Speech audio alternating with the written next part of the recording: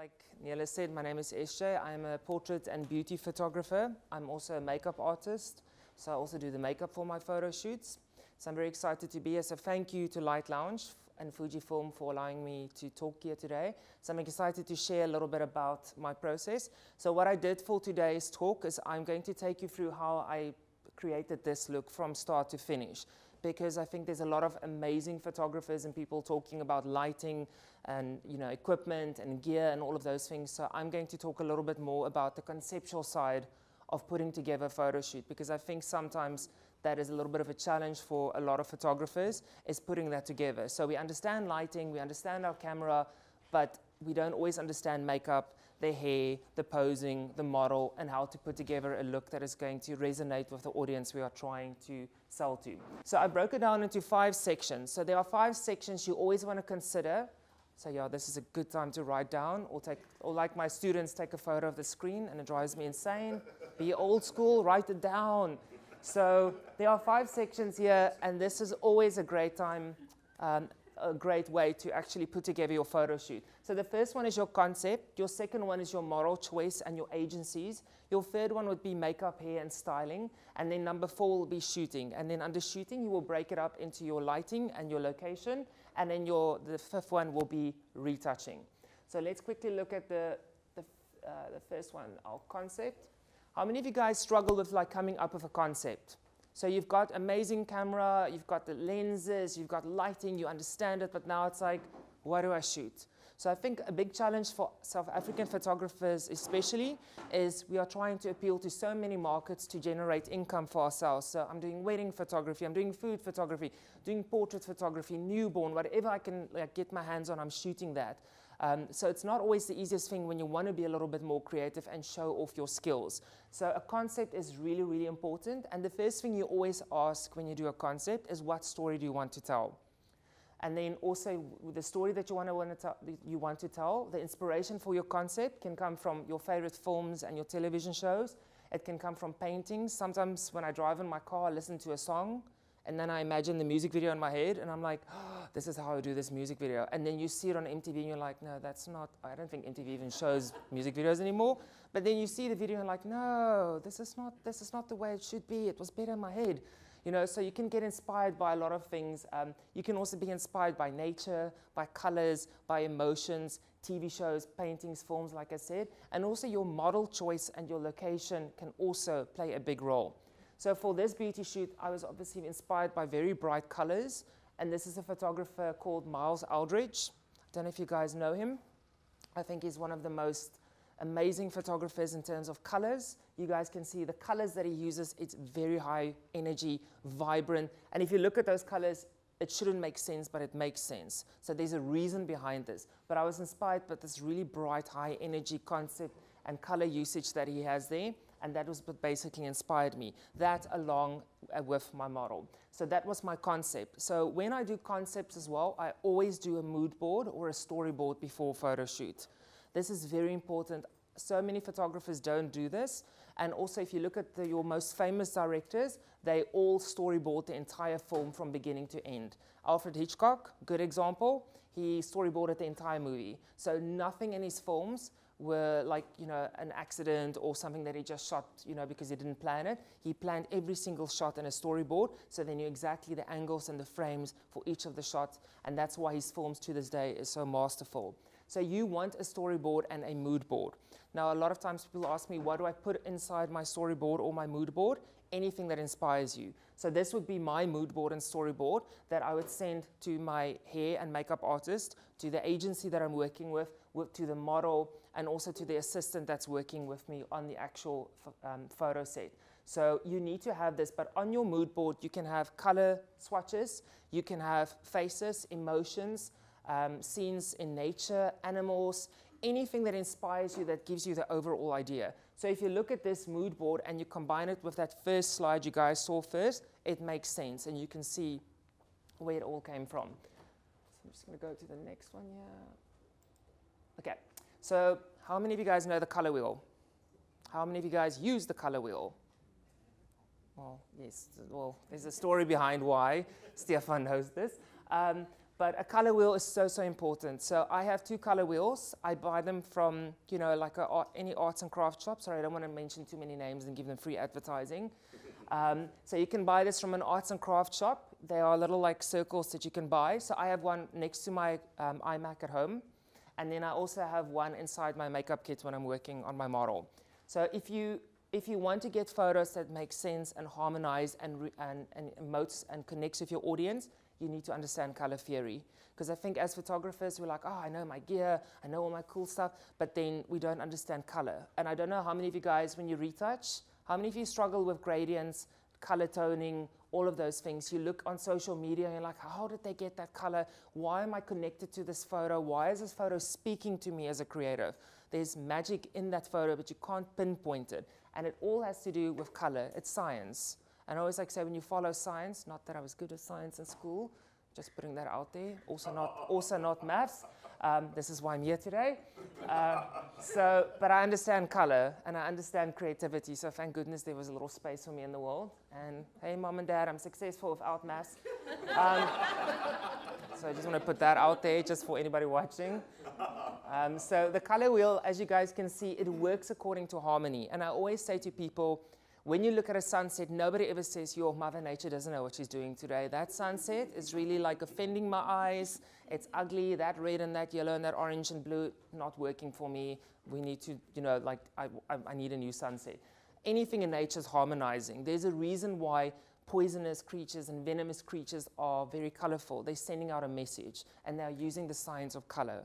And that's why we are like, we've got a subconscious connection to color that we're not even aware of. So we know when you go to a shopping mall and you see a red sign that says sale, we are attracted to that. You never see a blue hanger sale or a white hanger sale, or, you know, when you're at the robot, there's a purple light that means stop. We have emotional connections. Red is stop, it's danger, it's love, it's passion. Green means go, nature. Orange means slow down or move faster in traffic. So we have that connection of color already. So what I try to focus on is I worked with a triadic color scheme, and then I also worked with a complementary color scheme for the photo shoot. So a triadic color scheme is colors that are comprised of 3 colors that are evenly spaced on the color wheel. We also call this high energy colors. So when you put them together, they're very, very bright. So they're high energy. So this is colors that you would use to really make an impact. And if you look at Miles's work earlier, he uses that quite often. And then also we get complementary colors, which I think most of us have heard of. Especially the ladies, you know, when you go for a makeover and then they bring out that color chart and like your autumn or your spring and you should wear this and this and this, and then you just go and buy everything in sight because now that's who you are. So it basically works on the same principle. So complementary colors means that they are opposite each other on the color wheel. So it means, for instance, like red and green is opposite each other, and the same way that orange and blue is opposite of each other. Now they do 2 things. When you place them next to each other, they make each other brighter. When you put them on top of each other, they cancel each other out. So it's important that when you're doing your makeup or your color grading or your shooting, if you're using gels, to keep that in mind. Next to each other, they make each other brighter, and on top of each other, they cancel each other out. Because often people will be like, I want a red and green, you know, smoky eye in makeup, for instance. If you blend that red and green together, they will go gray, they will cancel each other out. But if I place the green and the red next to each other, they will look super, super bright. So that's also important when you work with your makeup artist, that you are like, no, no, no, no, those will cancel each other out, because you'll be amazed how many of them also don't understand color theory and color balance. I always use this as an example. If you have someone with a neon red shirt and a neon green shirt, if the one lies on top of the other one disappears at the bottom. But if you put them next to each other, then they make each other look super, super bright. So really do invest in a color wheel and learn a little bit about color. Because if you also look at all your famous paintings, they all work on the same principle. Also, some of the best movies out there, the best cinematographers, they all use this method. And I promise you, this will make your life so much easier once you understand this, you know, as a creative. Any questions so far? Please, guys, I know I go quite fast. So please stop me if I'm going too fast. Next brings us to a very interesting and I think often challenging part of photography. Who struggles with models? Finding models, choosing models, working with modeling agencies. Who has experience working with agency models, signed models, professional models? Who would like to know how to work with them? Okay, so this is I can't emphasize this enough. Models make or break your photo shoot. And no offense to girls who are trying to be models that are not signed. I'm not saying that's a bad thing using them. We all have to start somewhere. But us as photographers and creatives, we need to train our eye about which models work and which models don't work. So you will see your model and your concept should complement each other.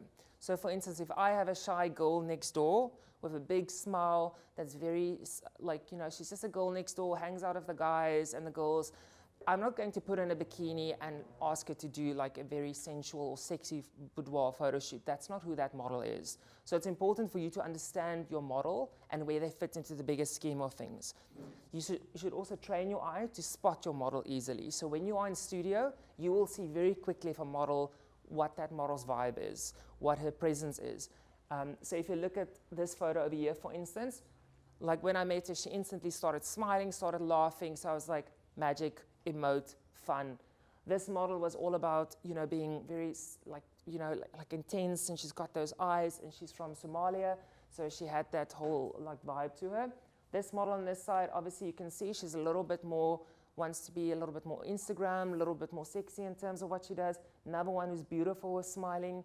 This one is what I think Tyra Banks calls the smize, when someone's like, like when we do it, it looks like we can't see what time the movie starts. But when a model does it, then it's something magical. But also be careful of this one. There's a fine line between smizing and looking like, you can't see the photographer, So be careful of that one.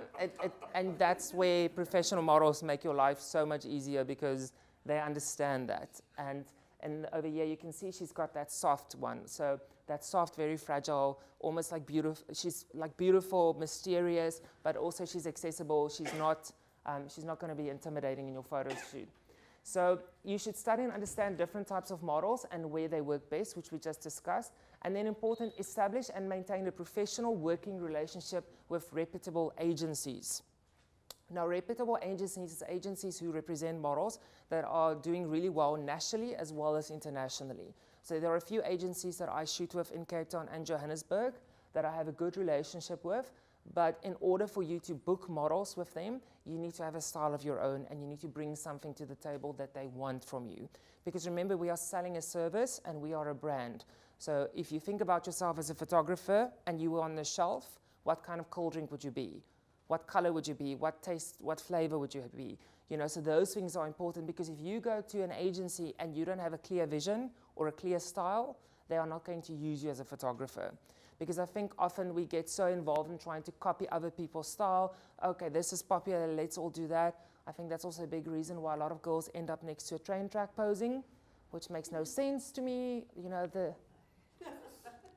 You don't see that in fashion magazines. So if you're shooting fashion and you're doing something like that, the agency will be like, no, we're not going to send you someone. You need to practice a little bit more. So your referencing is very important. Study photographers that are doing really well on the fashion side, the portrait side, and the beauty side if you are interested in that. Look at the posing, look at the lighting, look at the models that they are using, and start training your eyes. So if you see someone walking in a shopping mall, you should be beauty, portrait, smoky eye, natural look, bridal. You should train your eye in such a way that you know. And when you also talk to people, I do this often in my mind, so when you guys chat to me a little bit later, I'm definitely going to be like making little equations in my head, how I would light you, how I would pose you, what I would dress you in, what makeup you should be wearing. So that is important for us to understand because often we don't, and then we blame the team. No, it was the model, it was the makeup artist, it was the stylist, it was the sun, it was the studio.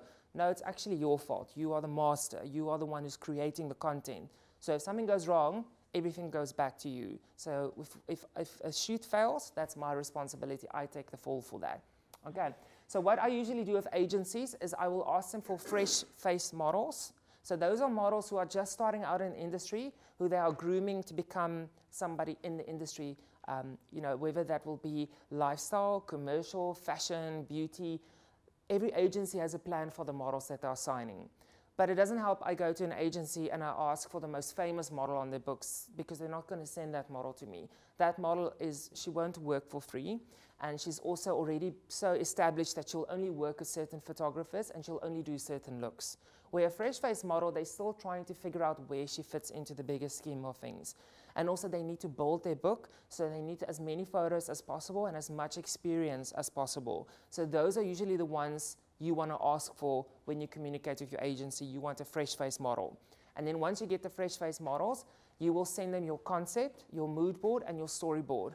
And that's why I brought that up earlier, because often photographers say, I don't need that. I'm just going to say I'm doing a shoot with a bridal shoot. I promise you the agency will ask you, what time of the day are you shooting? Who is the stylist? What makeup are you going to do? What hair are you going to have for the model? What kind of emotion do you want in the photo shoot? Where are you shooting? You know, like there's so many questions that they can ask you, and if you don't answer them properly and you're not prepared, you're going to lose out on a potentially amazing model for a photo shoot. And it's a synergy. So you need to understand what you want that model to do, but also allow her the freedom to do some silly things in studio or things that you weren't expecting in studio. So, for instance, that shot was unplanned. I can't remember what happened there, but it's always like something's falling or I say something very strange or funny, and then that moment happens. So also don't get so focused on nailing a certain shot that you miss out on the magic moments in studio, because your connections with your audience, if you look at all of those photos, this one and that one connects the fastest with audience. And the reason why we all like people who are laughing and smiling. And then, for instance, something like this or this limits your audience again. So it takes away. There's a specific audience that's going to connect with that. But smiley, beautiful, happy people will always bring people, especially in the day and times we're living in. I think we have enough duck faces on Instagram.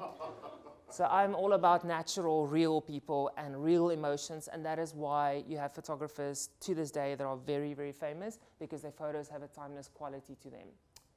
Okay. So I just want to show you guys this slide. I spotted this girl in the waterfront.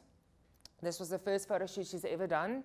So she's never done a shoot before. She is signed with an agency, but she had very basic photos. I saw her, she has a ginormous afro, which I loved. So I was living my best Boney M fantasy when I saw her.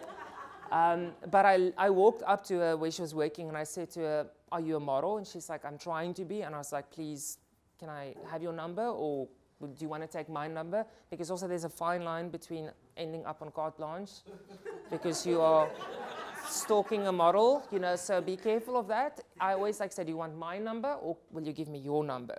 So it's also important to be like that. So she took my number and then she messaged me and then she told me which agency she was with. I messaged that agency that afternoon. The next morning she was in studio. So, and we just did very basic beauty shots. We did some natural light photos outside. And you can see she was comfortable, she enjoyed it, she was smiling, she was emoting, she was being dreamy. So I gave her like, you know, a good first-time experience, and I was telling her what her strengths are, what is good for her to be doing, and all the things that she needs to do. So we quickly established what she would be good for, and then I sent off the photos to the agency, and now the agency will send me more fresh-faced models or people that they need to build their books with. So let me just go on. Okay.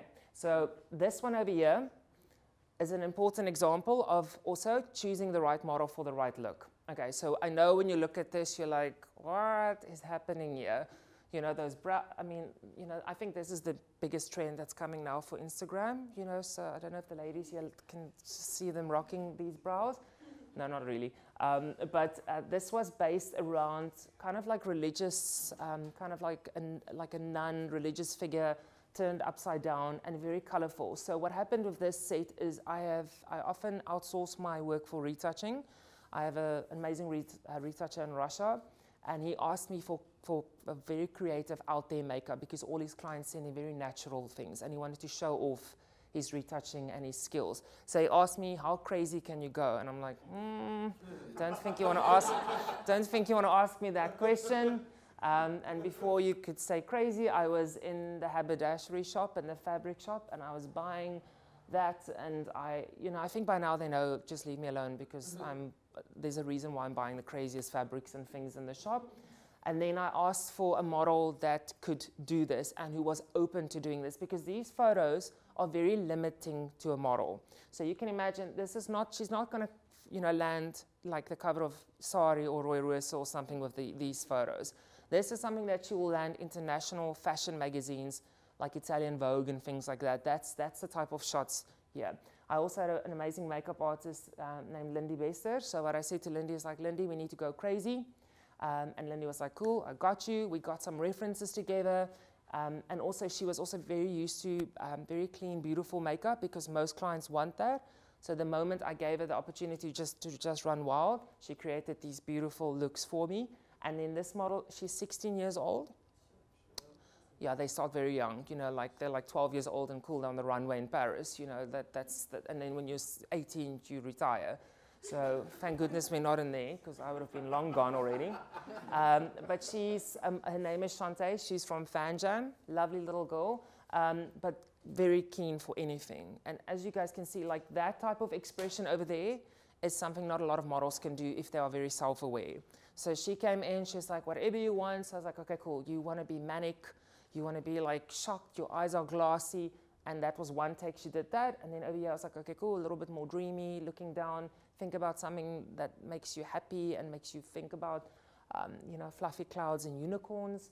And then in the middle, it was obviously a little bit of a stronger kind of like stare and expression. So it's important that the way I guided her made sense in the way that the makeup looks. Because you can imagine if I made her smile in all of these photos, it would look like Cirque du Soleil or Boswell Wilkie came to town and she's trying to make some extra money as a clown in the circus. But because I guided her and I told her what the reasoning behind the photo shoot was, she understood that. I also give them guidance. So I'll often say, okay, cool, there's someone behind me chatting up your boyfriend or girlfriend. How do you look at them? And then they're like, there we go. Or you'll be like, oh, you know, you just got a pony for your 16th birthday, or you just won the lotto, or, you know, you give them something because they are actors. They are giving you things. And if you don't give them much, you know, often photographers will just be like, okay, just go. And the model's like, you know, they just go like that. But then you don't have actual connection with your model.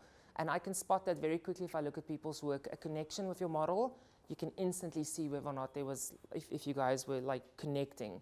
So last year I entered the Portrait Masters competition. I don't know if you guys know Sue Bryce. And I won the Portrait Masters Contemporary Portrait section. And I got a gold ribbon, and I can't remember, I think it was 90%, which was crazy, because I was just like, I'm just gonna try, I'll never win, there's 7,000 entries, but I just wanna get her feedback. I just wanna hear internationally what they would say. And I'll show you guys the photo a little bit later, but the reason the photo won is they said the connection. It wasn't technically correct. There was things in the photo that if you are a very technical photographer, you'll be like, it's out of focus, that's a little bit too blurred, that's too sharp, that's too that. But the connection of the model was so strong in that photo that it blew all the technical things out of the window. So also remember that. You can be a very technically minded photographer, but if you don't know how to connect and how to create, you are going to be very limited in what you put out into, you know, the industry and also out in your portfolio. Okay, so this model, her name is Saskia. She's from Bos in Joburg. She's a lovely, beautiful girl. She's studying, I think, something to do in nature. I can't exactly recall right now. Sorry, Saskia. You can answer that if she's watching. But this is a good example as well of the strength that a model will have when you place her in different environments. So these are studio lit, and she's in studio, and this is outside with natural light, no studio light. And you can see, just because we changed the location, the expression and the pose stays the same, but the photo over here changes the whole look. So if you look at this set, which photo is drawing your eye the most and capturing you or drawing you in the most? The center one. Why is the center one drawing you in? Colors? Stay. What else? She's connected to emotion. And also, like, everyone has got a different story now for this. So some people will be like, that's Eve. She's got an apple. She's ready to, you know, take us all down the wrong path. She's showing Adam that apple, and he's going to bite it now any second. Other people are like, oh, it's a tropical goddess. Other people are like, it's a fairy. Other people, you know, everybody has a different story. Where with this one, you know, it's a beautiful shot, beautifully retouched, lighting, everything perfect. But the story it tells is very, like, one-sided, beautiful girl posing, doing a thing, where this, I can place anything in here. And that's why when I scroll through Instagram and I see a shot like that, now I want to know what's going on there. Where here, I'll ask technical questions. Here, I'll want to know the story. So it's important as a photographer, are you trying to show off your technical skills and your photographic skills, or you're trying to tell a story to the audience? You can definitely do both, but this is a good example of how you can do all of that. Because I think this shoot took us an hour, so we shot for 30 minutes to do this, and then we just ran outside because there was this beautiful tree outside, had these beautiful yellow flowers. It only blooms once a year in Joburg at the venue I shoot. So when that tree blooms, everyone's like, oh, we're all going to be in the tree today. Because when I get there, I'm like, climb, sissy, climb in there. You are now, and then they're like, in there, there's bees flying around. And, they're like, oh, I'm going to get stung. And I'm like, just think about the photo. Just think about the photo. And you've got people waving bees away. Is there snakes? Is there bugs? I don't know. Let's just shoot. So sometimes you do get that, like, just calm down, But if they're allergic to bees, obviously don't put them in the tree like that. Okay, so this is my model that I used for the beauty shoot that I planned. So her name is Francesca. She's from Hey Jude's Model Management. So we connected on Instagram. She talked to me, she chatted to me. She's like, I really like your work. I need some strong beauty photos. I need beauty. I've got a lot of lifestyle. I've got a lot of commercial. I want to update my book. I want to actually, have a different approach. And because of the work that I do, she wanted, to work together with me. So I want you guys to look at her features and tell me why Francesca is a good choice for a beauty model. Cheekbones? Okay. Yeah. What else? Full lips. Beautiful big almond-shaped eyes. You can also see her eyes are up tilt. So you always want to look for a model that has those type of features. Okay, so it's important to keep that in mind. Everyone has different eye shapes and different facial features. For a beauty model, you want as much symmetry as possible, unless, of course, you're going for something a little bit more editorial and strange looking. Then, of course, you want to use a model that has, like, something unique to them. But your classic beauty photos, you need symmetry. You need balanced lips, full eyes, high cheekbones, and somebody who can actually, pull off being, photographed quite closely. Good skin, another one that's really important, because if you have someone who has like a bit of blemishes or acne or big pores, you're going to be quite upset with yourself when you retouch, or your retoucher will actually be quite upset with you. There are makeup and primers and things like that that can make your life a little bit easier, but always start with someone who has a good skin, takes care of themselves. But I have to say 90% of the models that you will work with will have that, because they have to be in tip-top shape when they arrive at the studio. But there's nothing wrong saying to a model, listen, put some lotion on the arms, or tell the makeup artist that she looks a little, she's got a bit of ashy elbows, all of those things. But you need to take control of the photo shoot. I find often photographers are like, cool, hair and makeup, I'm just going to chill in the corner, have a coffee, set up my lights, and then you don't pay attention to what's happening. And before you get back, pitch black eyebrows, crazy smoky eyes, tons of powder on the face, and you're like, oh, what's going on here? It's like you didn't guide the makeup artist. You weren't an active player in the whole shoot, so you can't blame them. So be present. And it doesn't mean when you're standing there watching makeup being done that you secretly love makeup and you want to wear makeup if you're a male photographer. It just means that you're paying attention to what's happening. Because often they're like, but that's something girls do, or that's the makeup artist's job, I'm a photographer. But I promise you, when you understand a little bit about what goes into the makeup, and you give them good guidance, and you give them a storyboard and a mood board, your shoots will be infinitely better. You will also retouch better because you'll understand where makeup needs to go. So watch a few YouTube tutorials. I teach at a makeup academy called Cole Makeup Academy. So we often have students who need to build their portfolios. So if you need a makeup artist who is trained in photographic shooting, TV shooting, film, location, you can always chat to us and we can send you people to work with, because we all need to start somewhere. But if you use someone who's not trained in all of these things, you are really going to struggle getting like a good result. I just want to show you guys some more pics of Francesca. So if you guys look over here, you can see these were shot with natural light. I didn't shoot these. I'm not 100% sure who did, but whoever they are, beautiful job. You can see beautiful emotion in the face, and there's a fragility to her that is really beautiful. And that's what I always go for. I need someone that I can connect with. And sometimes I tell people I need a model that I want to wrap in cotton sometimes and just protect her from the world. But at the same time, she can also bite me while I'm holding her. You know what I'm saying? So, or she can go crazy in my arms and just, you know, like something like that. So I want all of that. So, because I don't always know what's going to happen in studio.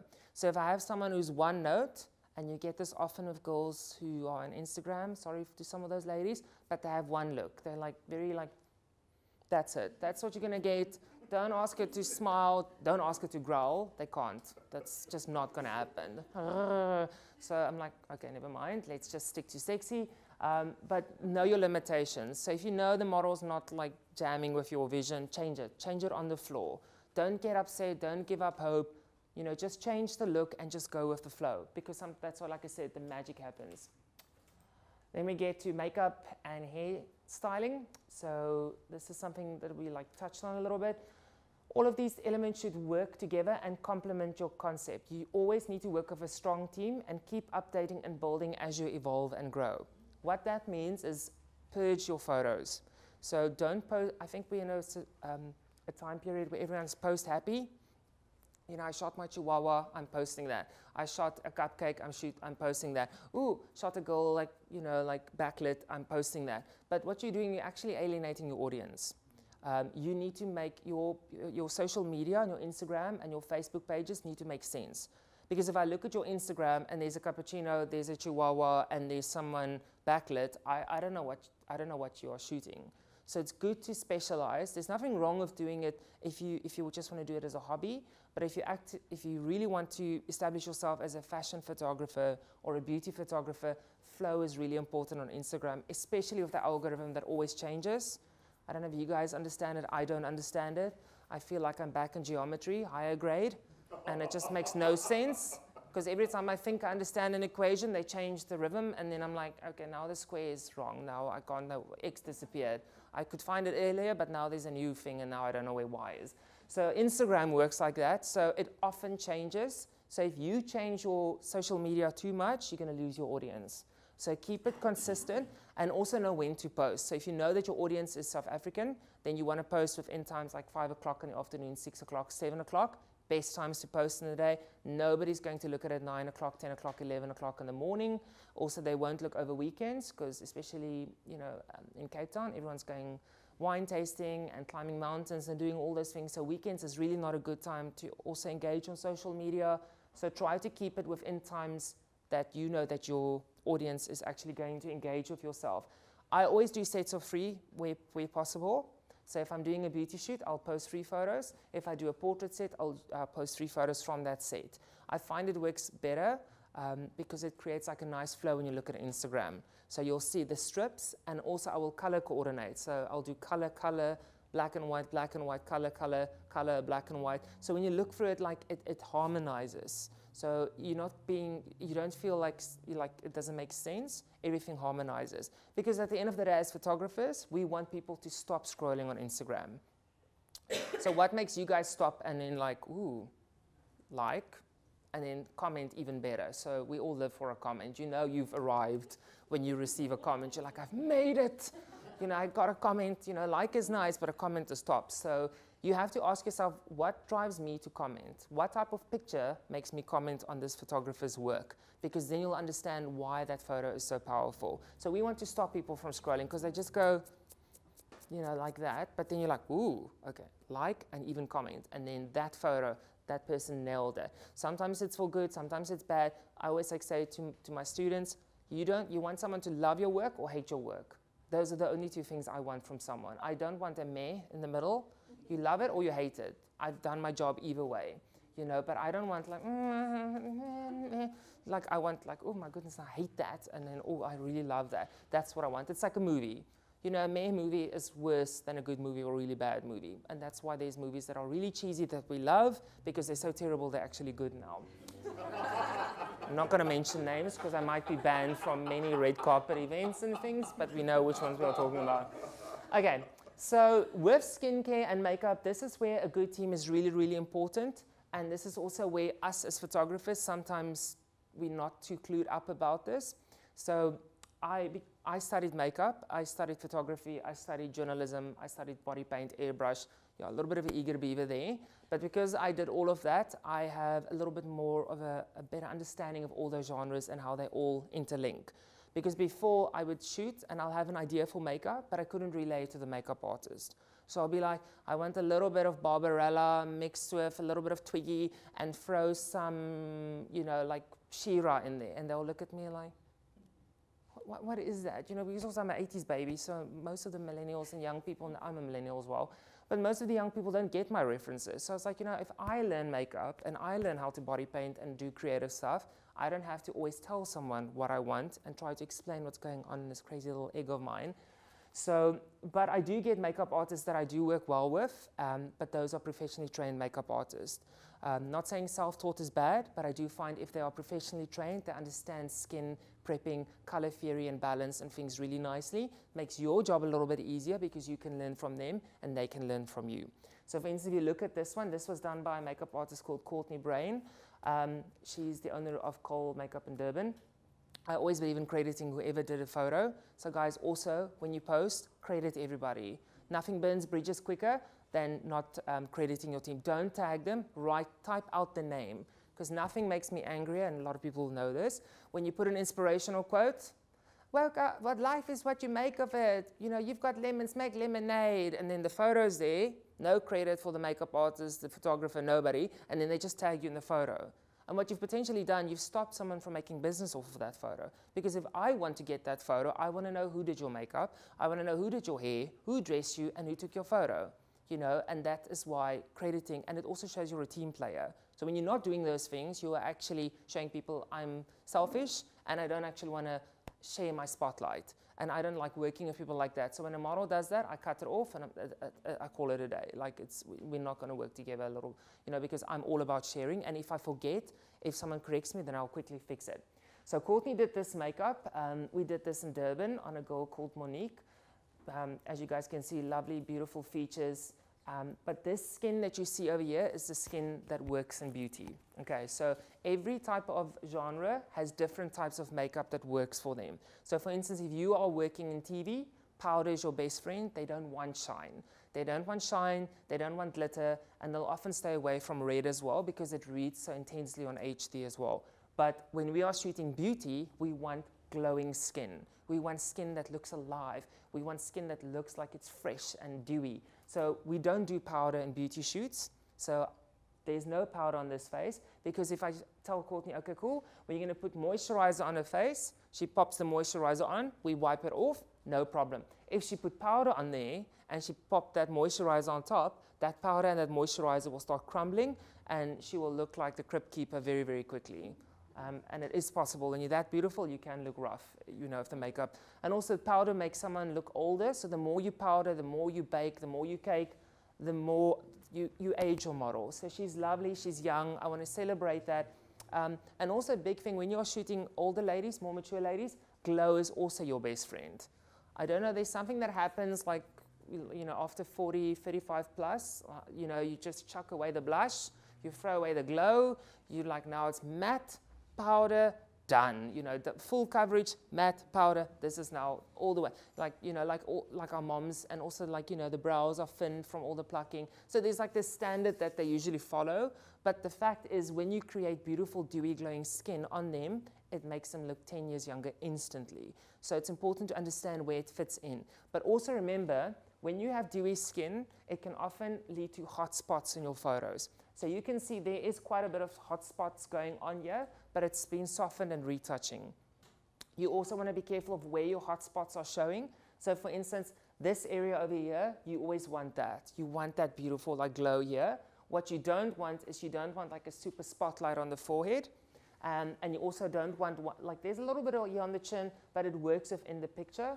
But be careful of places that you don't want to emphasize. So I'm an oily person. So I, you know, like I shine like Bethlehem Star. I don't know if I'm already shining like that. So I apologize for everyone if I'm like, you know, like the highlights are glaring. But you want to make sure that it draws attention to the right area. So if I have a big white hot spot there from highlighting the skin, I'm going to look at her forehead. I'm not looking at the eyes. Now you look at the placement of the makeup and the highlight, because that's also artistry. That's why they're called makeup artists. They are painting a face. It's a canvas. So she knows if her highlight goes over there, it draws attention to her beautiful eyes. And when she puts that lip over there with a gloss, it draws attention to the gloss. So it's very selectively created, and there's a reasoning behind it. Because often I think people are like, oh, they're just going to pop makeup on and call it a day. There's reasoning behind this. We are trying to tell stories. We're trying to connect our audience. We are trying to show them, the features of the model. So understand that in terms of your makeup. And also when you are shooting, tell your makeup artist, listen, no powder. Let's shoot without powder. And then we can do powder a little bit later. Powder, obviously, when you're doing bridal, they have to set the makeup with powder because it's event photography and the makeup needs to last. But they'll leave selective areas that are nice and shiny and glowy as well. Also, your light modifier is going to make a big difference here as well. So be careful of going for something that is really, really going to bring out these things. So these were shot with a beauty dish. I don't know if you guys know the beauty dish.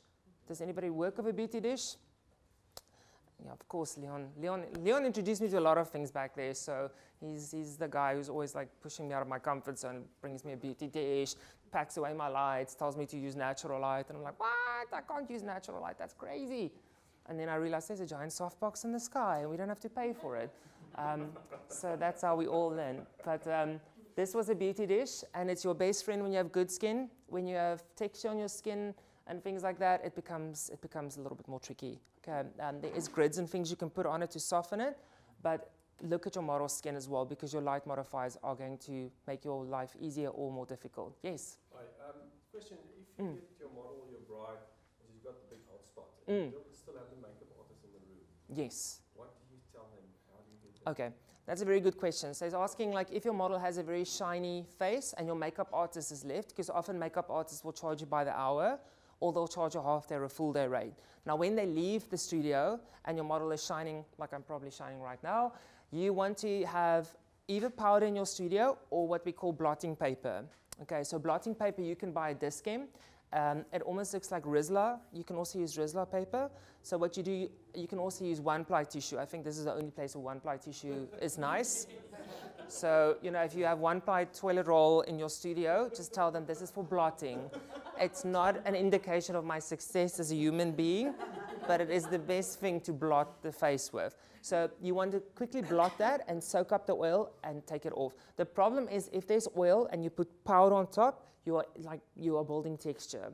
And if you are going to retouch, you are going to really be upset with yourself, and your retouch will also be. So blotting paper works like a bomb. One-ply tissue or toilet paper, just blot, get it away, and just soak up that oil. Okay, so that's something that you can do. And that's also why I often suggest to photographers to have a small little touch-up kit in studio. Because often models can do their own makeup, but because the makeup is being done, they don't come with their own little set.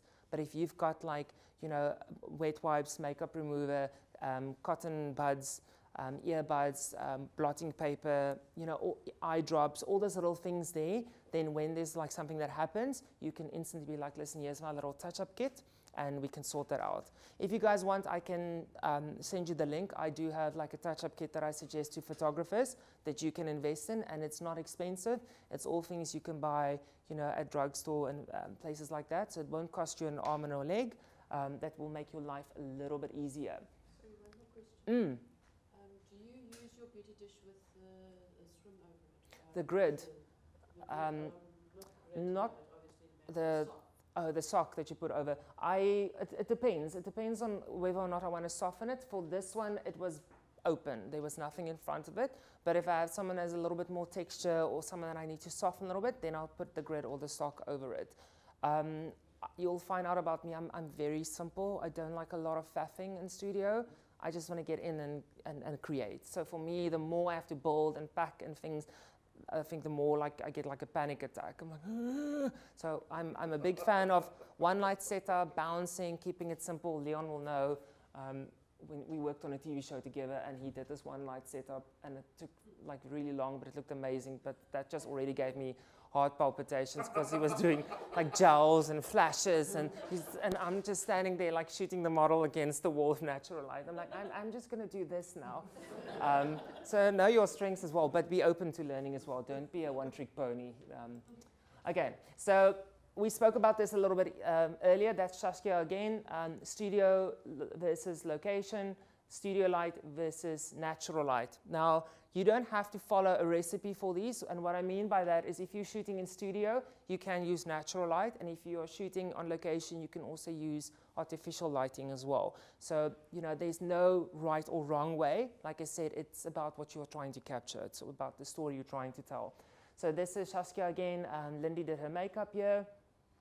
We went for a smoky eye over here, which is a very popular look. So that's the lingo. It's called a smoky eye. Also, I want you guys to pay special attention to the eyebrows. There's a big trend on Instagram where people do these pitch black eyebrows. You know, good for you if it works, but for me, I stay so far away from that because I feel like if I connect those eyebrows, they're going to fly away.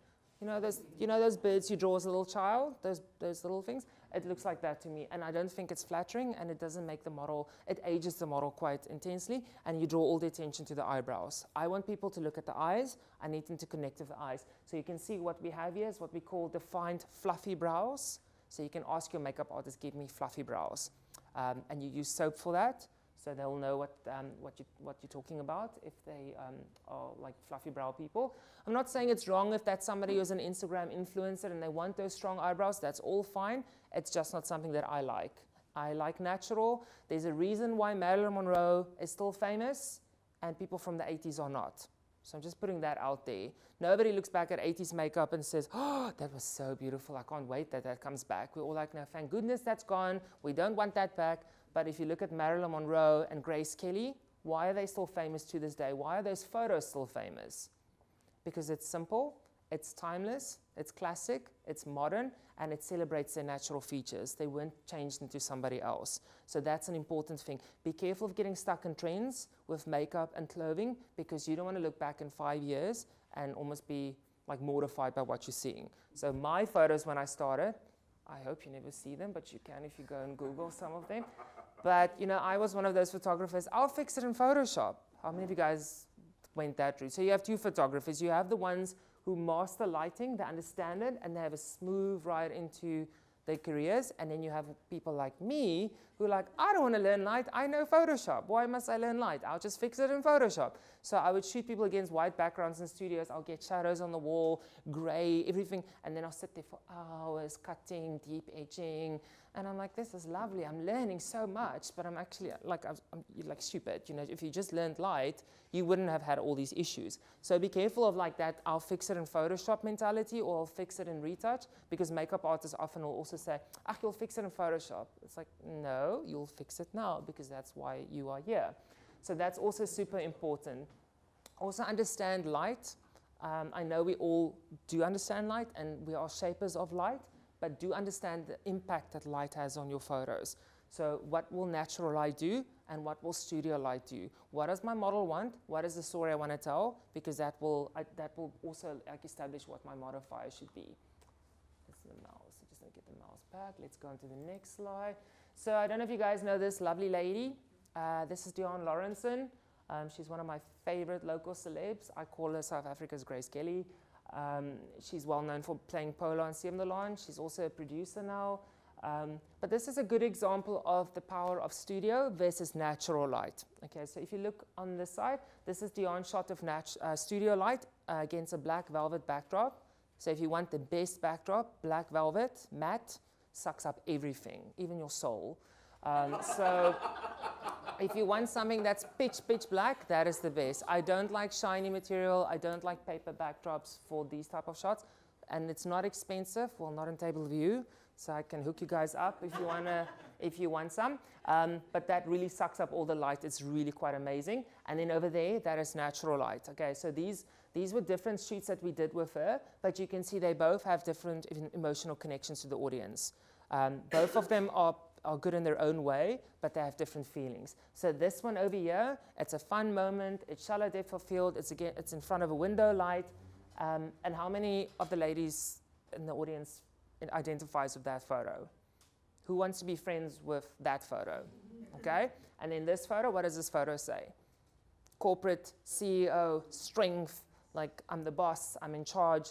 And then this one is like, let's go for a jol, let's braai, let's have a cocktail, you know, there's no pretense here. So that's also because of location, studio, expression, and guidance from the photographer, and also interaction between us. And also because she's an actress, she's not scared of going to places where some models often don't go. Okay, so that's also like a good example of that. This is the set that I did for you guys. So I shot this specially for you. So I did 2 shoots of her. This is the one I did for today, and then I did another one for the Boca Fashion Film Festival where we had like a bunny mask. So I think when everyone saw that, they were like, ooh, what's going on here? There's sparkly material. She's wearing like a cheap mask. It was like a Playboy shoot gone wrong. What's going on here? But then because the lighting and the simplicity and the makeup all work together, when the shot came out, everyone's like, you know, like, because sometimes when people see you do things, they're like, oh, this is not going to work. You know, like when you're watching a train wreck, you're like, oh, the train's going off the tracks very fast now, and I'm just watching this as an audience member, and I don't know how to pull the person back. So this, for instance, this is all fabric behind her. So this is the triadic color scheme. So which ones here are triadic and which ones are complementary? The blue, the pink, and the yellow or orangey color are. So this one is? It's complementary. And these are? Triadic. Okay, cool. So you guys can see high energy impact, and those colors make each other brighter because they're next to each other. So that's why I wanted to focus a little bit on the color theory. And like we said earlier, the 80s is making a bit of a comeback. So if you watch a lot of TV series and listen to music, synths are huge. So I wanted to channel a little bit of that 80s beauty glamour, you know, the swimming cap, the turquoise background. So we wanted to do a lot of that. This is all fabric that I bought. So like I said, they know me at the fabric shop. They probably think I'm the worst fashion designer in the world. Because when I buy my material, it's all matte, nothing impressive, all these neon bright colors, and like I don't know who he's making clothes for, but it's probably like a school concert or something like that. But I have a whole fabric library that I just whip out. But I knew I wanted blue, and I knew I wanted orange. And then she's just wearing a pink turban that I bought. I can't remember, it was like at I think like a cheap store. You know which one I'm talking about. Not going to mention the name. The one where we get all those cheap, nice props and clothing and all those goodies. So that's basically what we set up. It's a beauty dish. It's a one light setup with a reflector underneath her to soften the shadows under the chin a little bit. I did the makeup for this one because I knew what I wanted. So I knew that I wanted the eyes yellow, and I knew that I wanted the lips pink. So I knew that those colors are the colors I'm going to use. And then I knew then my background and my material was going to have to work along with that. And the thing about fabric is you can do so much draping and wrapping with it. It is amazing. So this shot here was by the end of the photo shoot. Her lips were all like smudged off because I made her like, you know, touch her lips and do a lot of posing. So by the time we reached that, lips left the building. They weren't there anymore. But it created a whole different look. It's a little bit softer. It's a little bit more whimsical, where this one is strong because you still have the lips in there.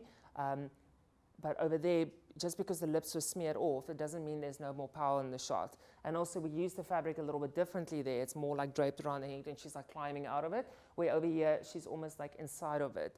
And then over here, I went very, very close up. So these were shot with the Fuji X-T3, the new camera that they just launched.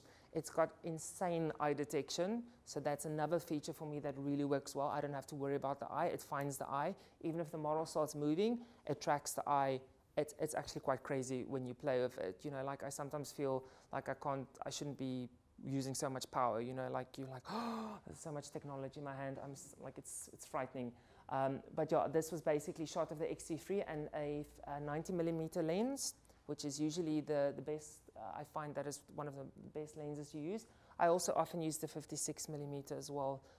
So I alternate between those two when I'm doing it. And then you guys can see the nails are also orange. So we painted her nails. So everything needs to work together. The nails, the makeup. So don't be scared of like, you know, like going and doing all of that as well. Any questions about this set? Does anybody want to know anything else about this setup?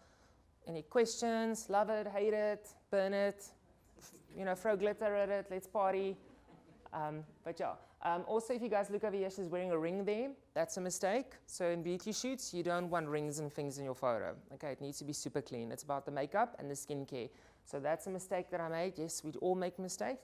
I don't mind it. I think it works in the shot because it's simple. But often people will over-accessorize, which is also fine if you're doing something that's a little bit more fashion editorial. But you generally want to stay away from earrings. You want to stay away from rings, bracelets. And also what I tell my models is to just take their bra straps. It sounds really bad. It's not going there, I promise you. Just take it off the shoulders to get the indents away. Because by the time you shoot, you don't, because it makes an actual indentation in the shoulder, and then you have to liquefy that back. So it's extra work that you're creating for yourself, which you didn't need to have in the first place. Okay, let's go on. Okay, now we get to retouching. DIY versus outsourcing. So how many people here retouch themselves? They do their own retouching. Okay, how many of you feel that you want to learn more about retouching, or you like sitting there like, this is, I don't know what I'm doing. Especially dodge and burn. Everyone's like, oh, dodge and burn is so easy. And you're like, yay, dodge and burn. And then you start, you're like, spotlight. And you're like, okay, opacity down. Now it's gone. Now you take it up. Spotlight. And you're like, what am I doing wrong? And then you get to the clone tool. You set it on lighten. You set it on, it just gets so crazy. And then you get to frequency separation. Do you use median? Do you use, Gaussian blur? It really gets like quite frustrating. And the problem I often find is keeping uniformity across your photos. So you'll retouch one photo, you nail your colors, you're like, I did it. And then you do the next one, you're like, oh, I don't know how I got there. How the colors aren't matching up and linking. So retouching is an art form in its own. And this is where it's the chicken or the egg question. So who's the real artist here, the photographer or the retoucher? How do you guys feel about that debate when you're seeing a photo that's been retouched by somebody and it's also been shot by a different person? Do you feel like this is a better photo because of the retoucher or because of the photographer? And it's an interesting debate, and there's no right or wrong. It's like I said, it's the chicken or the egg. But a good retoucher can definitely elevate your work to a level which you'll be surprised by. So I've always been, I'll do it myself. I'm one of those people, I'll do it myself. I want to learn everything myself. But then a retoucher in Russia reached out to me, and he's like, I really like your work, and I think it can be improved. There are things you're doing wrong, things that I can see, and things that I can improve for you, and I would love to collaborate with you. So I sent him some photos, and I was like, we'll see. And he sent it back, and I was literally, my jaw was just like, okay, I'm just going to pop it back in. Because he did stuff to my photos that I didn't even know was possible. He brought things out in the eyes. I was literally zooming into the iris. I was like, I'm hypnotized. I just want to like buy property in this iris, and I just want to live here for the rest of my life. And that's how good he was as a retoucher. I was just like, what is this black magic that you are doing? Because I've been doing it for so long, I can't get eyes to look like that, and that's why they are doing what they are doing. And often retouchers don't shoot. They only retouch because that's what they specialize in.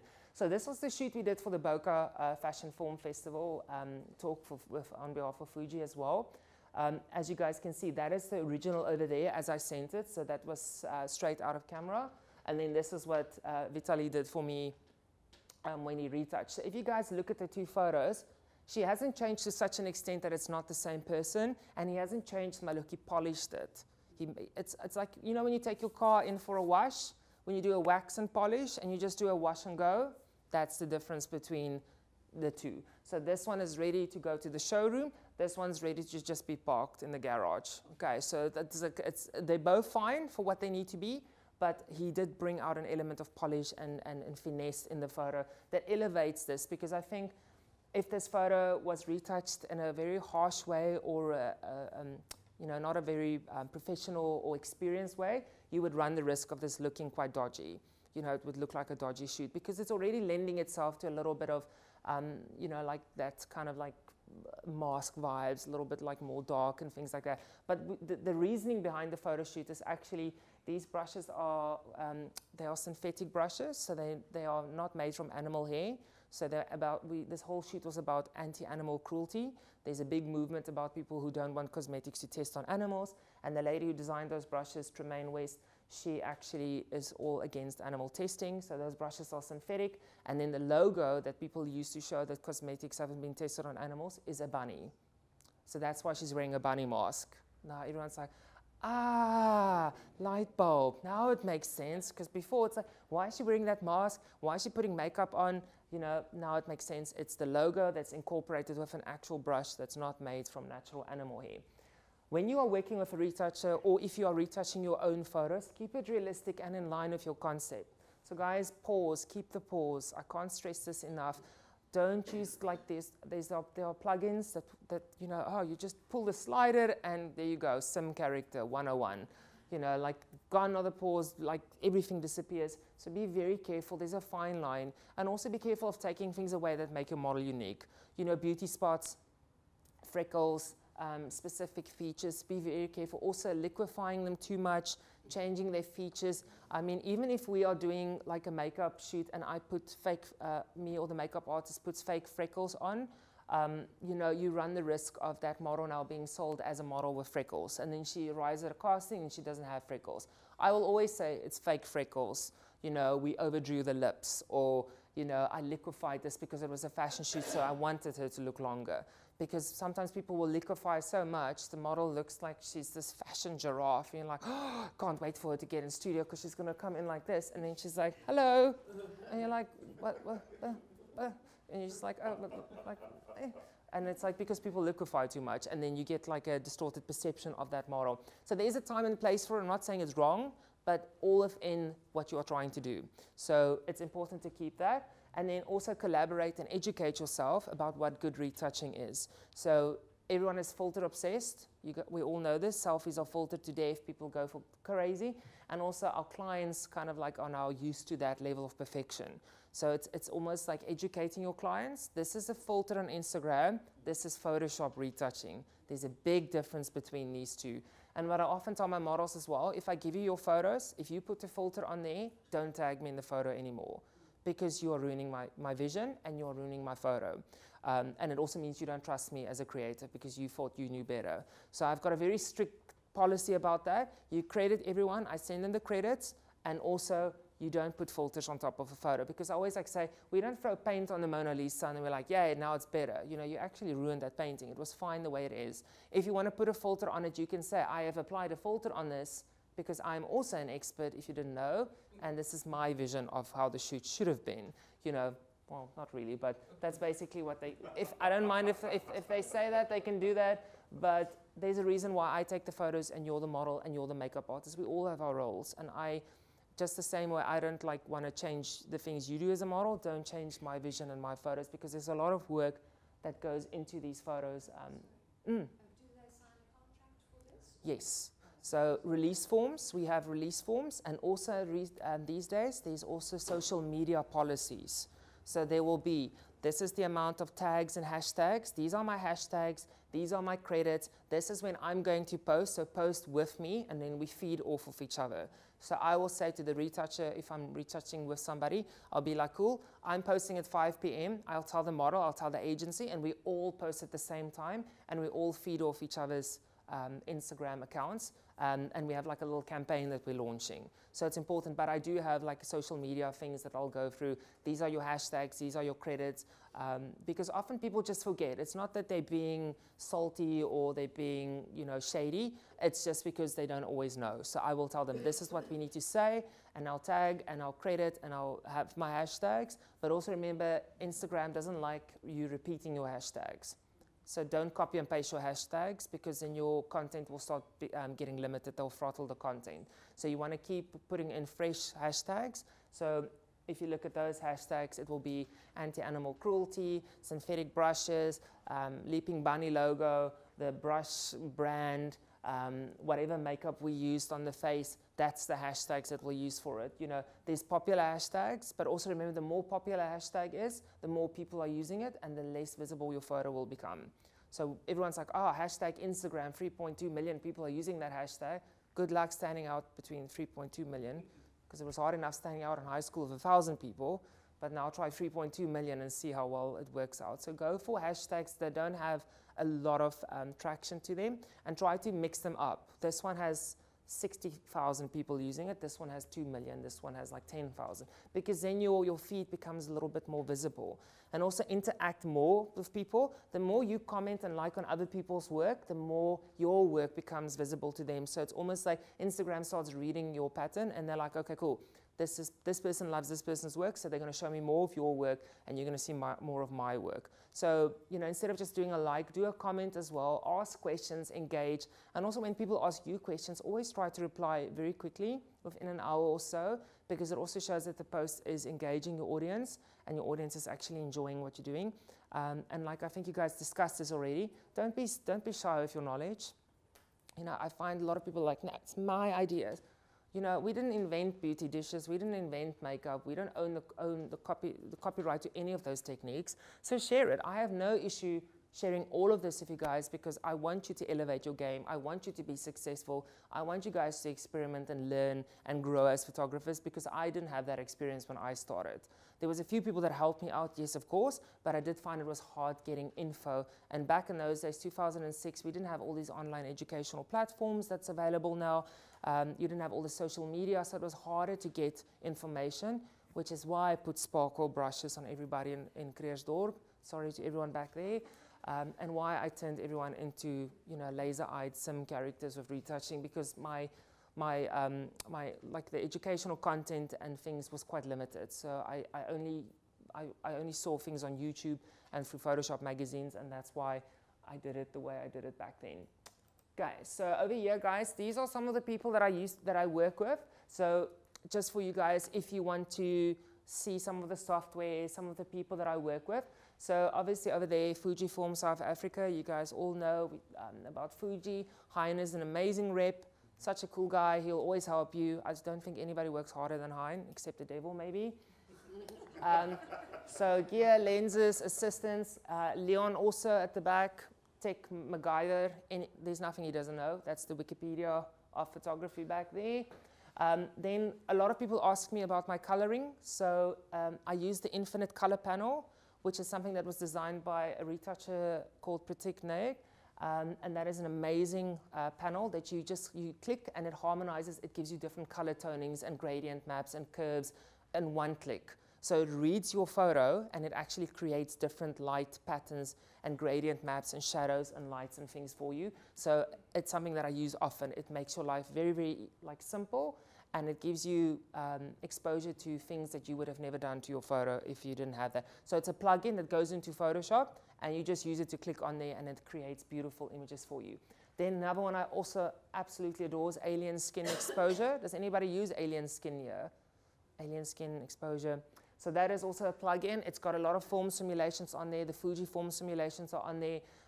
It's got a lot of old school film on there. So if you want to turn a photo into a vintage photo, if you want to put like color casts, scratches, it's a very artistic plugin. And trust me, you can get lost in there. I've lost days because of that program. So I'm one of those really pale people that never sees, I've never climbed Lion's Head or Table Mountain. I'm always here. This is my happy place in front of my computer because of this software that just gives you endless amounts of possibilities. But once again, have a vision before you go in there, because it's almost like giving someone, you know, a platinum credit card and sending them into a mall and they don't know what they want to buy. They'll buy everything. So just know what you want to create. Otherwise, you'll spend like hours and hours there. Then Godox South Africa helped us a lot with as well, like all of the photos that you saw that I shot for today's talk, that was shot of Godox, as well as the bunny photo. So thank you so much for them for helping us.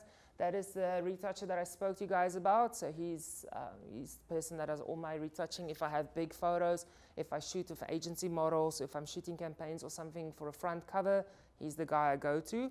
And then jobs that don't require like micro level retouching, then I'll do it myself. In the middle, we've got Gorgeous to Go. It's an agency with makeup artists in Cape Town, makeup artists and hairstylists.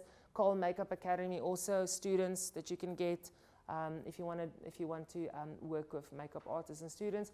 That's the like the hair salon that I work with. These are all the makeup artists that worked on the images that you guys saw there.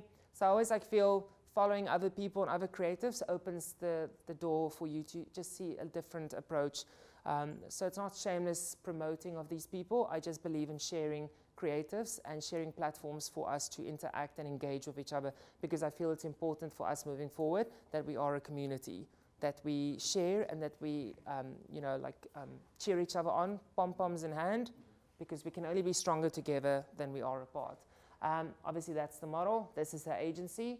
That's another agency that I work with quite a lot in Cape Town, very European-looking models. So each agency will have their own thing. And then those are also the models that you see in the shots there as well. And then I think there's one last slide over here. Okay, cool. Yeah, so this is, ta-da! Thank you for having me today. You guys can feel free to follow me on social media. If you want to ask me something, you can DM me on Instagram. If you want to ask me for any advice on your profiles, on your work or anything like that, you're more than welcome. Like I said, I'm here to help you guys build your best photography life and just, you know, have fun with what you do. So please, guys, you can also tag me in your creative shoots and your beauty shoots. I would love to see what you guys create from the information you got today. So if you use it, wonderful. And if you don't use it, I hope you got something from it. Thank you, Neelis, for arranging this awesome day today. And yeah, if there's any Q's and A's, you're more than welcome to ask away now. Take best questions as well. It's quite simple, actually. I just want to know what your favorite modifier is right now and why. The sun. The reason why I like it so much is I just find like models connect, especially female models, they connect with natural light in a way they don't connect with studio light. There's a softness that comes with that photo that always just nails it. I'll spend hours setting up studio light, and then I'll take a photo against the window light, and that's the one the model posts, and that's the one everyone loves and freaks out about. So I think that will always be my go-to, and there's so many ways you can maneuver it. But I have to say, for beauty, the beauty dish, I finally figured that out. Thank you, Leon. Because there's this, you know, the sweet spot that they always talk about. I couldn't find that sweet spot. I was like, this is nonsense. I hate this thing. This is not a beauty dish. This is a nightmare dish. Because I was like, it's like you really have to target it the right way. But once I nailed it, I was like, this is why everyone loves this thing. So now I know. But yeah, natural light for female models, I find there's just something, and especially in black and white, magic. And shallow depth of field, done. That's why I always mention them, Herb Ritz and Peter Lindbergh. That's why they are still masters and why their photos are still so amazing to this day. So how do you find makeup when you do shoots? How do you find it when you do shoots with male models, especially from a makeup perspective? You know, this is always the fun part, because you know everyone always makes those jokes when you have a male model. No, don't put makeup on me. I'm not that type of guy. No, you really need it, because I'm not going to sit in Photoshop and fix all your redness in your face, because as we all know, you know, us like men, we don't always like looking after our skins. We don't like putting things on our faces. But then your work becomes more difficult. And often what I find with male models, they spend a lot of time in the gym. So like their physique is quite impressive, and they want to show that off. And you can't show that off if you don't put oil on there, and if you don't like contour and highlight with makeup. So you really need to bring that out. But also there's a fine line. So I won't put like black mascara on a male model, because also males have longer lashes than females. I know you guys hate us for that. Why is that? And it was, I can tell you why actually. Well, it was because we were always out there hunting for food, and the females were always like a little bit more sheltered, and the lashes, apparently that's evolutionary. So if you believe in evolution, that's why. So blame the cave system for that. But males have longer lashes, so they tend to look very feminine with mascara. So be very careful of that, and just even out the skin tone, and nothing shiny on the lips. So you know, just you don't want them to look made up. So I always use you know, TV presenters, male TV presenters and actors. They all wear makeup, all of them, but it's natural. You're trying to keep it looking like a male. So the moment they start looking a little bit made up, just tone it down a little bit. But most makeup artists do male grooming in their course, so they'll know how to do that as well. But it is something you need to do, because otherwise your work will be much more difficult. So yeah, I have a question about social media side. Obviously, a lot of us have different types of business within your own business. Yes. We'll do weddings, lifestyle, corporate. In your case, would you split the branding, or would you keep it as one? I would keep it as one, but I will have different windows underneath it. You know, you've got your stories, so I would create different stories for different genres. But just make... For your main feed? Yeah, for your main feed, but make sure there's a flow and a harmony to your feed. So let's say you do food photography, make sure that your food photography and your portrait has like similar flow and feel and color, you know, like it makes sense. I can see that's your style. So, you know, like if I look at, you know, a photographer I admire, I can be like, that's his work, no matter what he shoots. You guys know, I don't know if you know Nick Knight. So Nick Knight shoots fashion, but even if he shoots like roses, I can see that was Nick Knight because that's his style. I don't have to have any questions. So it's just creating that style. I think that's the most important thing for us as photographers, nailing your style and who you are so people can identify when they see your work online and you don't fade into the background because as we know, it is quite a saturated market, so we need to create work that is authentic and stands out from the crowd. So I would keep it under there. Like I said, we need to make our money and we need to be disciplined in a lot of genres in this country, but just make sure it makes sense to your audience as well when they're reading your social media, that it's not confusing in that way. Maybe I've got a question from my side. As a portrait and a model photographer, what is your main stream of income, if I can ask you the question? Because sometimes you want to go into fashion, but you don't know who's going to buy your photos. Sure. Are you just shooting it for your portfolio to build a brand online? Or what is your actual mainstream of income, if I can maybe ask you that? Okay, so my main, like I do a lot of different things. I think like most of us, you have a day job, you have a midday job, you have the afternoon job, and you have a weekend job, and then you have a breakfast job. You know, we have all those things, and then magically we hope at the end of the month we will have enough money to buy Fruit Loops, if we're lucky. And, you know, we don't have to eat, you know, Wheat Bix all the time. But my main source of income, I would say, is test shoots. Test shoots, you can generate a lot of good income with that. The rates are low, so don't go high with your test rates in the beginning, because those models often have to pay for themselves and the agencies don't have massive budgets. So test shoots is a good source of income, but you need to be fast and your retouching, your turnover time needs to be fast. So if I shoot a model today, I should have those photos ready in like a week or two. I can't let the agency wait too long. That's a good source of income. We all know wedding photography. That's a massive one. So wedding photography, you can make your main source of income, and then you can do your creative projects on the side. So that also works. Fashion and magazine, guys, like we do that for exposure. If you think that's going to pay the bills, unfortunately it doesn't. We all know print is struggling heavily at the moment. And for me, it's more about my name in the credits than it is about the paycheck. It's more about being able to say, I've shot for this magazine. And also, if you do shoot for magazines and you do get published, you always want to take the tear sheet out of the actual magazine and keep that. Okay, so don't like scan it or save a PDF. You want the actual magazine. Keep a copy of the magazine. You need the tear sheet inside of that. But fashion, it's more about the credits. So don't be like, oh, I'm going to become a fashion photographer and I'm going to be famous and retire. Unfortunately, it doesn't work like that. It's more about the credit. But test shoots and weddings and things pay really, really well. Sorry, stupid question. What's a tear sheet? A tear sheet. So a tear sheet is when you literally cut out the page out of the magazine and you keep it. So you block mount and you put it in. You know, like I have a digital portfolio and then I have a book. So if I go and see a client, I take my book. But if they want to set up an interview, I'll send them a link to my digital portfolio. But a book is always impressive when you go and see. It's old school, and old school is the best school, I feel. So I'll be like, here's my bookie, here you go, have a look. But then I'll also have a link to a digital portfolio. So tear sheet shows that it's the actual proof that it was in a magazine. Just a last one from my side. It's a Fujifilm day. In terms of camera gear, what do you use when you're prepping? What is the lenses that you need to go with on a photo shoot? Is you go with the tech. I'm like, just, no, it's cool. I'm obsessed with my little X-T2. I've shot with the X-H1. It's lovely. We shot an entire TV series on that. The Scotty's on VR. Me and Leon worked on that. So the X-H1 is really lovely. It's got that beautiful Eterna simulation, which gives you that creamy, beautiful film look. Also worked on the X-T3. I know Leon always gives me the GFX, but I feel like I still need to spend a little bit of time with that. That's almost like too much power for me at this stage. So, but I'll get there, and it is a lovely machine. But I do most of my work with my X-T2, and then I will, fluctuate between the X-H1 and the X-T3. And then my favorite lenses to use is the 90mm, the 56, and the 35. I love those three lenses, and I feel like I can do a lot of work with them. The 35, especially for me in black and white, street scenes and things like that. It's a really lovely camera. So I love, those are usually the ones that I have in my bag all the time. Okay, so as a studio portrait photographer, to sell Fujifilm in the next 5 minutes, I'm just talking about you're the brand ambassador.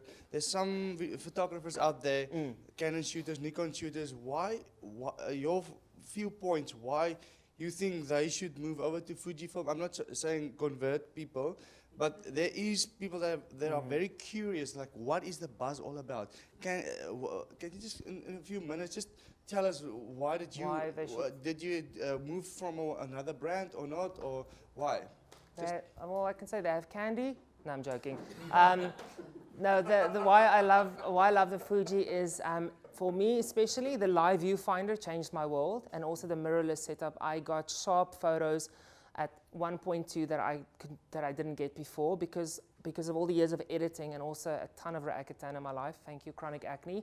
My eyesight's not that great, so manual focus, like I'll be like, oh, I think it's in focus, you know, and then you discover 1.2, and you're like, oh, I'm going to shoot every one of this, and you open the photo and everything's blurred. But I couldn't see when I was like, but with the Fuji, it's got that live viewfinder, so everything you change with your settings, you see happening live. You don't have to take the shot, compare, take the shot, compare. While you are changing it, you can see the actual image changing in the live viewfinder, and also it highlights the areas that are being focused on when you switch to manual focus. So those things really blew my mind. The color and the contrast, also we all know that that's quite incredible, and it also comes with all those beautiful old school film simulations that we all loved back in the day. And also just the support. I have to say my biggest thing that I love about Fuji is just the support I receive from the team. They really look after you. They're never too busy to help you. They always create awesome events. They have a lot of support, and there's a lot of opportunities for you to interact and network with each other. But yeah, the live viewfinder, the color, the contrast, and also, you know, you can immediately send JPEGs to your phone. I mean, like, I was like, what is this? It's like, what? Phone's talking to my camera. I'm like, they're friends now. How did this happen? You know, like, it's like the future is here. Like, hello, phone, camera. You know, so that also, like, it's very convenient, and it's super light. I used to be like, oh, you know, this thing is so heavy. Because I think also, like, the bigger my stuff is, the better I look and the more impressive. So you arrive there with your caravan, you're like, I'm going to shoot you now. And you're like, I'm amazing, you know. But now you're like, I'm going to shoot you. And they're like, you know, I often get that. People are like, what are you doing? Is that camera so small? And then they see the photos, and I don't have to explain anything to them. Just a quick fun thought. I spoke to Tim the other day in Joburg. In terms of camera size, does it maybe like in terms of corporate photography, client sentence like not taking you seriously because this camera is so small? Do you get that a lot? Often.